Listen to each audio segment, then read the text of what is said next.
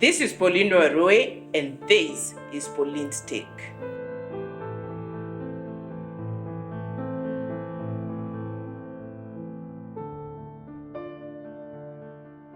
Today I want to talk about what do you do when you lose your job. You have a family, you have children to feed, you have rent to pay, dependents are waiting, all responsibilities are glaring at you. What do you do? And what lessons do you need to have and to apply prior to getting back to your feet again? The first thing that happens is that when you walk out of that door, it looks unreal when you're told we no longer need your services. So you walk out, you're confused, it doesn't look real. And in most instances, I've noticed employers will let you off on a Friday evening, 4 p.m. That is when you're told, oh, we no longer need your services, go home, thank you. You walk out, the weekend is surreal. People tell you, oh, we are very sorry about what happened, but it really hits you on Monday morning when everybody walks out of the compound or drives off the compound, and suddenly the estate that you have been living in, the place where you've been living in, where it has been so full, you suddenly realize you're the only one who has been left. A friend of mine once told me, I never knew our parking lot was that big. The way we used to fight for it every morning or every afternoon, getting out or coming in.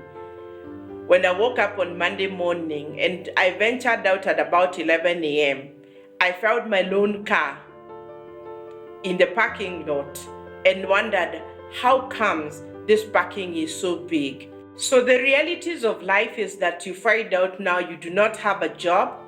And the first thing I would advise somebody who has lost a job, having also been there in my life, is accept it. It has happened. Do not be in denial. Don't be those people who wake up in the morning and you go to the office pretending to your family that you still have a job. The reality is you no longer have a job at this time. Accept and start working on a plan. Number 2, I always tell people, drop that coat that you're wearing pertaining to your former employer. You're no longer that Brad, you're no longer part of it, but now here you are a self-identity. So start building your own Brad and start thinking, what next? Do I look for a job immediately? Do you recollect yourself and think about, do I go into entrepreneurship, or what is it that you want to do?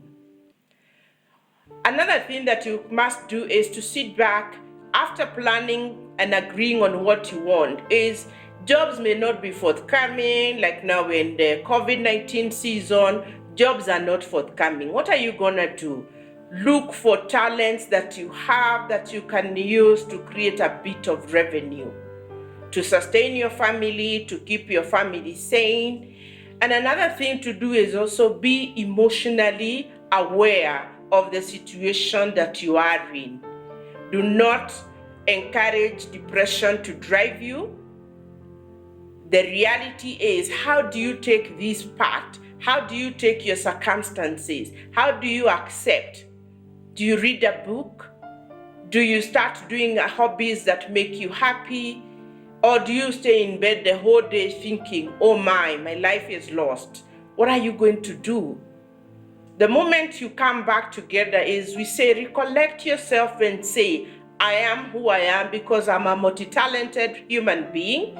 I can do so many things. I can be able to go out there, do other things, work for other people. I can volunteer somewhere else as I look for something to do. Because when you're busy, it means your mind is not preoccupied with negative thoughts.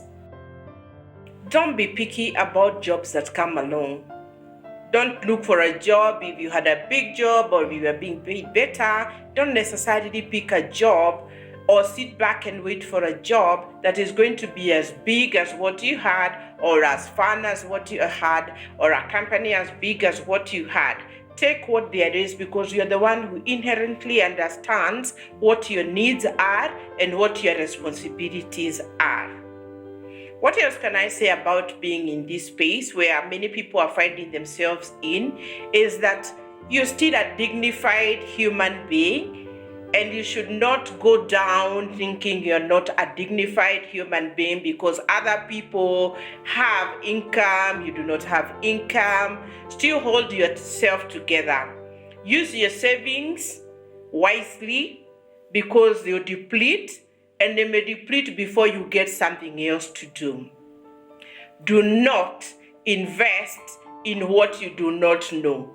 Very many people will approach you to tell you about this deal, how you can grow your money, how you can do the little things you can do with your savings. Be very frugal about what you're doing and understand what it is that you want to do with the savings that you have. From an entrepreneur perspective, this is where most people will attract you, telling you that you can invest in this business or in that business. Be very careful. Be very careful because this is not your area.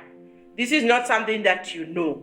So the best thing is to ensure that you use your money to secure a certain future.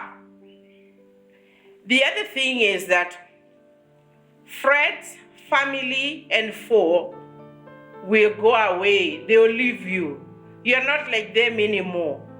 You do not wake up to be in an office at 8 a.m. You do not wake up to have responsibilities like they do. So quietly, the people who are happening around you because you are this and that, because you are your job, because you are giving them opportunities around, where you are, or because you are rubbing off your employment with them, is that they're gonna take off. That is not something to depress you. That is not something to happen. This is a reality of the times we live in. So start rethinking, rebuilding, and looking for the people who will start with you, the people who will be there for you, the people who will show you opportunities. My last take on this is, do not be afraid to talk about your situation. You are jobless, that is the reality. Knock doors. Knock doors until they open for you. I'm not saying be irritating, but you have to put that CV. Don't tell anybody, I have put 30 CVs here or I've sent there. Don't send aimlessly also. Focus and see where there is need. Knock doors for opportunity. Call people and tell them about your status. If you hide alone, which most people do, like most people tend to go to the village, the city is too much for me, I want to go back somewhere and hibernate. If you go into that hibernation, into that cocoon, people will not know your status. The person who is willing to help you might never be aware about your status. So please knock those doors until you're able to get something to do. And for today, that was Pauline's take. Subscribe and hit that bell so that we can spread the word and share.